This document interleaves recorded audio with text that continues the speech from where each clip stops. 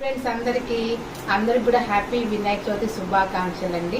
ఈ రోజు మా ఇంట్లో మేము గణపతిని ఎలా పూజించామో మీకు చూపిస్తున్నాను. మేము ప్రతి సంవత్సరము మట్టి గణపతిని తెచ్చుకొని ఇలా పూజించుకుంటామండి.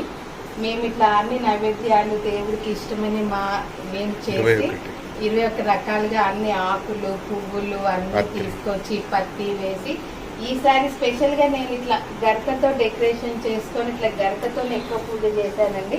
గరక తీసుకొచ్చి మీ అందరికి ఈ వీడియో నచ్చుతుందని అనుకుంటున్నాను. అలాగే మీరు కూడా మీ ఇళ్లలో మట్టి గణపతిని తెచ్చుకొని ప్రకృతిని కాపాడి మట్టి వినాయకుడిని పెట్టుకుంటారని మేము అనుకుంటున్నామండి. అలాగే ప్రతి సంవత్సరం కూడా మేము గణపతిని ఎంతో సంతోషంగా చాలా ఇదిగా చేసుకుంటామండి.